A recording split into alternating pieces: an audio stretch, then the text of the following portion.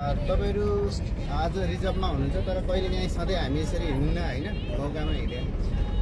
अब तपाईको कहिलेकाहीँ हामीले यात्रा गर्दाखेरि चाहिँ सार्वजनिक यात्रा गर्दाखेरि बसहरुमा कसैले बढी भाडा दिएको छ हैन, कसैले आफ्नो सामान छुटेको छ भने चाहिँ यहाँहरुले चाहिँ प्रहरीलाई खबर गर्नु होला हैन। प्रहरीलाई खबर गर्ने चाहिँ सजिलो कुरा के छ भने 100 अथवा 103 मा फोन गरियो भने चाहिँ ट्राफिक सरले चाहिँ यहाँ हामीलाई सन्देश दिँदै हुनुहुन्छ। हामी चाहिँ भ्रमणको यात्रा गर्दैछौँ। खबर गर्यौं भने हामीले छिटो चाहिँ के गर्न पाउँछौँ, आफ्नो सामानहरु फिर्ता गर्न पाउँछौँ, आफूलाई परेको मर्काहरुको सम्बोधन हुन्छ, त्यो कुराहरु जानकारी राख्नु होला।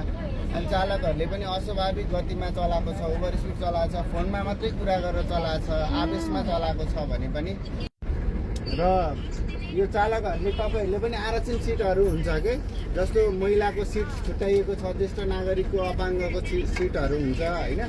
यो कुराहरु खै त गुरुजी यहाँ देखिएन।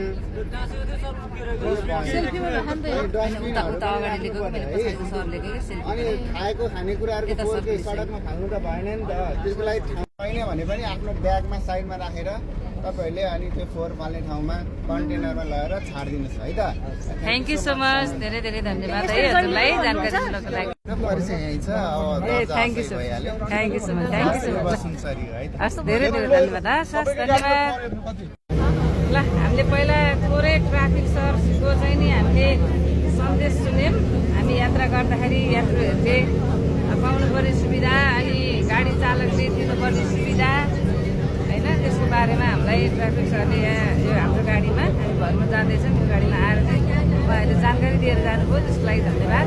हामी चाहिँ भ्रमण जाँदैछौँ। हाम्रो चाहिँ भ्रमण यात्रा चाहिँ यो चितवन भरतपुरदेखि हाम्रो मुक्तिनाथसम्मको भ्रमण यात्रा हो। हामी यहाँ बहिनी र म छौँ, अनि पछाडिपट्टि सबैजना हुनुहुन्छ यो गाडीमा, अनि अर्को गाडी पनि छ हाम्रो। बस सबैलाई बाई छ, अनि हाम्रो यात्रा सफल रहोस्। हामीलाई चाहिँ मुक्तिनाथ महादेवले रक्षा गरून्, कल्याण गरून् सबैको। यही भन्दै फेरि नेक्स्ट भिडियोमा भेटौँला। बाई।